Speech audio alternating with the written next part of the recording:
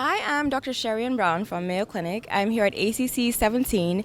With me, I have Dr. Robert Giuliano, who's going to talk to us for Fits on the Go. Welcome to Fits on the Go, Dr. Giuliano.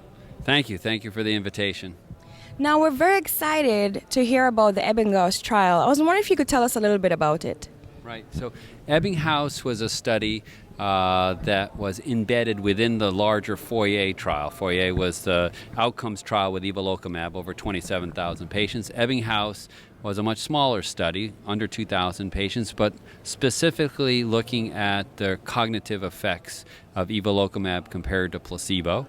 And the primary way we assessed that was through a battery of tests called the CANTAB test. And this is a well-established, validated tool to assess for failing memory or changes in attention and other mental tasks that uses a computer tablet-based series of tests. That was the primary method that we used. But we also asked the patients. We had them fill out a 23-question survey at the end of the trial, asking them various things about memory and other tasks as compared to the beginning of the trial. And then, of course, we looked at adverse events that were reported. Those were the three major tools we used to evaluate cognition in the trial. Thank you. And what inspired that analysis? Well, that's a great question. So, there had been concern over the prior years with statins and also with patients who had low LDLs, either on other therapies or for other reasons, that perhaps that was related to impaired cognition, loss of memory, confusion, what have you. Those were mostly observational data sets, case series, case reports. There were two small randomized trials, one that suggested maybe there was a signal, one that was less clear. And that led in 2012 to the FDA putting that warning on all the labels about statins that may impair your cognition. Interestingly, in 2014, the National Lipid Association pulled together a group of experts, and they had the statin cognition task force, and they didn't find any strong signal there. But there was debate, and many of you may have heard or seen the results in the smaller PCSK9 monoclonal antibody studies where there was an excess in neurocognitive events with the PCSK9 inhibitors. So we felt, geez, we really need to settle this question, and that's why we designed the trial. That's great. So what were some of the things that you found? Yeah. So on the main assessments using this CANTAB tool, we didn't find any differences between placebo and evolocumab. And these are studies where, or tests where you have on a screen a number of red boxes, and you got to search around and find which one has the blue token hidden within it.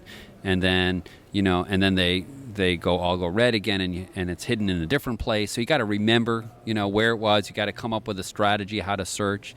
Another one of the tools was like that game Concentration, with cards you play as a young child, and you got to find the matching pair. And another one was just reaction time. How fast can you point to the yellow dot on the screen when it flashes up? And in those tests, we didn't find any difference. We didn't find any difference between treatments when we looked at the patient surveys of their own assessment of cognitive function, and we didn't find differences in adverse events reported for memory loss and other cognitive effects. And one other interesting thing we did is we looked at patients who achieved very low LDLs, less than 25 to 40, and 40 or above. There's no difference across those LDL achieves or by treatment group. That is fascinating. What can we do as fellows in training in the clinic when patients approach us with these concerns? Yeah.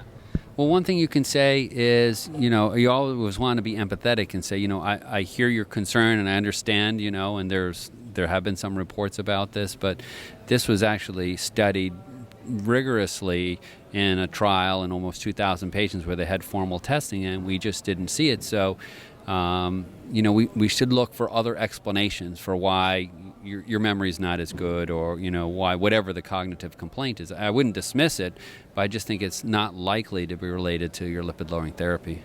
Right. Empathy goes a long way. Yeah. I guess my final question is for you. How did you come up with that name, EBBINGHAUS? Yeah.